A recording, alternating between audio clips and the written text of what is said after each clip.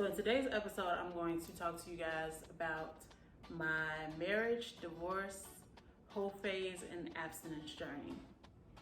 I know y'all really only clicked on this video because it said whole phase in the title, but it's cool.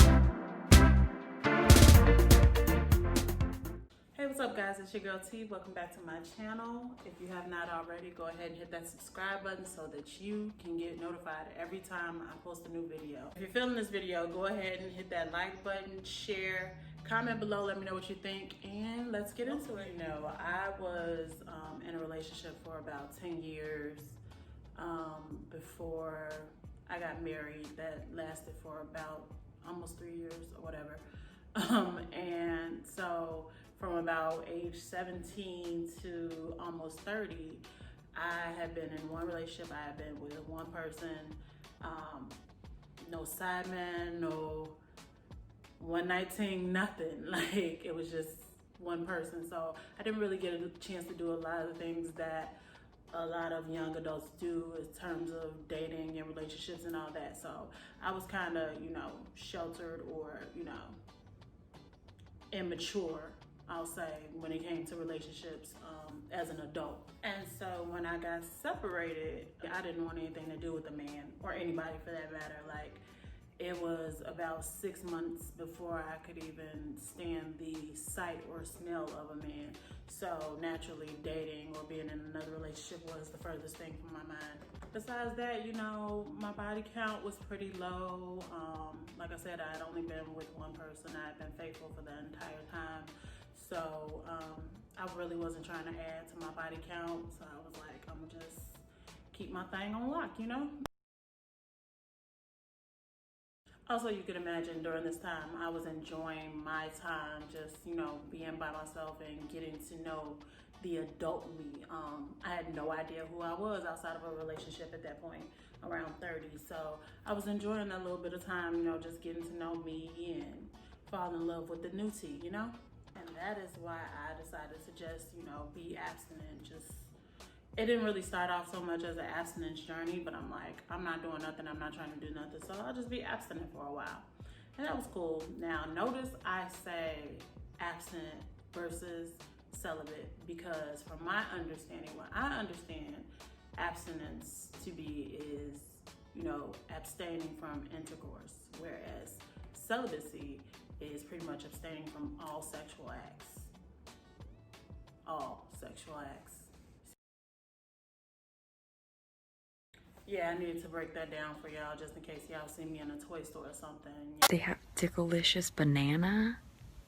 Most places only have Dickalicious strawberry, and I just get really disappointed. Don't come for me. So for anybody that's considering being abstinence or going on an abstinence journey, here are some tips that helped me to get through my journey. I meditated like twice a day.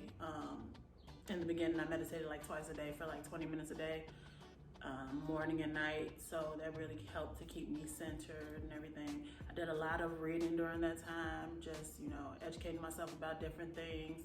I worked out. I was already on my fitness journey, my 75 a sink challenge, so that took a lot of my focus. But you have to be careful with working out because it can become sort of a aphrodisiac, and it kind of stimulates you in certain ways.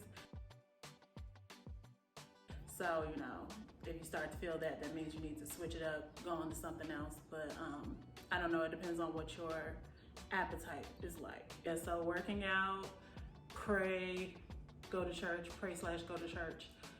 I prayed a lot, a lot. You can cook, clean, you know, just anything you need to do to kind of, you know, create a routine so that it doesn't really become a thought to you. That's if you have a healthy sexual appetite. If it's something that, like, you're like, oh, I don't need to have sex, then you're good, it's fine. But those are just some things that help me to get through. So I was abstinent for almost 11 months when I decided to lose my new virginity. And that lasted for almost, I got in another relationship that lasted for almost 2 years. Didn't work out, it was long distance, whatever. So after that, I'm like, I'm not going back to abstinence. Like, I've tasted and I've seen the good that is in these streets. And yeah, I can't go back now. And that's when I decided, you know what? It's time for a hoe phase. I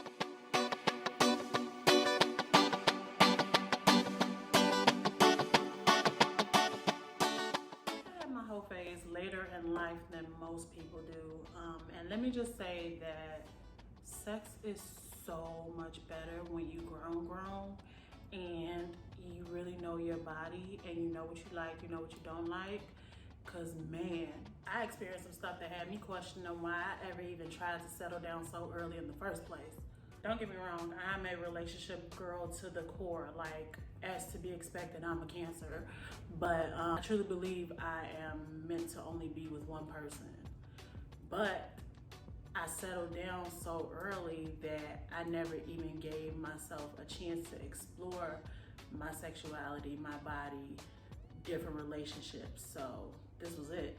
This was my chance to do whatever I wanted, no commitments, no attachments, no strings, just whatever I felt like.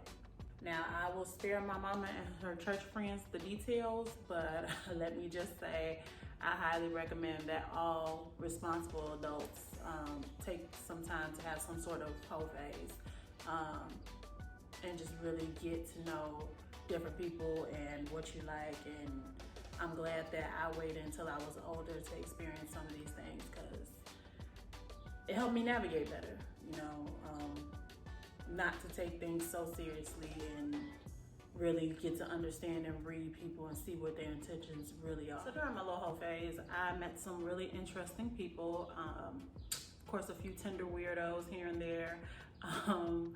I met this one dude, he was like 8 years older than me. And no, I wasn't looking for a sugar daddy, but he was a little bit older than me, and he said that he wanted to take me out on a date for the whole day. Now, during this time, I was like, this particular period, I was strictly only dating for free food. I know that sounds bad, but I was literally just going on dinner dates and lunch dates and shit like that. So he was like, breakfast, lunch, and dinner. I'm like, all right, bet, let's get it. Get there, and the first thing this dude does is try to kiss me dead in my mouth. And I'm like, whoa. It was at that moment I knew that I up.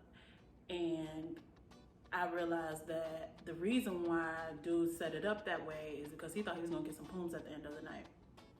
Needless to say, we didn't make it past lunch. He was mad aggressive, and the dude had the nerve to ask me to tip after he paid the bill. You definitely want to feel people out a little bit more, especially when you're doing the whole online dating thing. I really wasn't too keen on doing that anyway, but I thought I'd try something different. So if you're doing the online dating thing, Tinder, Bumble, all those apps and stuff, just feel people out a little bit more. Don't jump at the idea of going out with a person just because they say they're gonna take you out and stuff.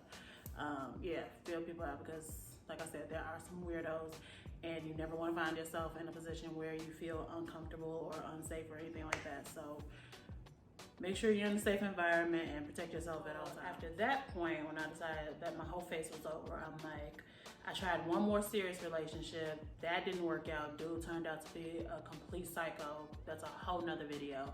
But at that point, I was just like, I'm just gonna keep my cookies in the jar because, whoo, child. But, you know, when you put labels on things, it makes the temptation grow even stronger. I try to kick, man. Shit just be calling me, man. Be calling me, man. I just gotta go to it. Y'all remember when your granny had that jar labeled cookies, and you know, she would be like, don't touch them cookies. Don't touch them cookies until after you eat. and you walk back and forth past this jar of cookies all day. Like Granny said, don't touch them. I'm not gonna touch them. And it just gave you anxiety thinking about them cookies all day. Now, had she not put a label on them and called them cookies, you wouldn't have thought twice about that jar. It may as well have been Crisco or flour or some shit. You wouldn't have thought about that jar. Ironically, the same concept applies to our genitals. Once we slap that abstinence or celibate label on them, it becomes really hard to not focus on those urges. So now I've learned to just go with the flow and do what feels right.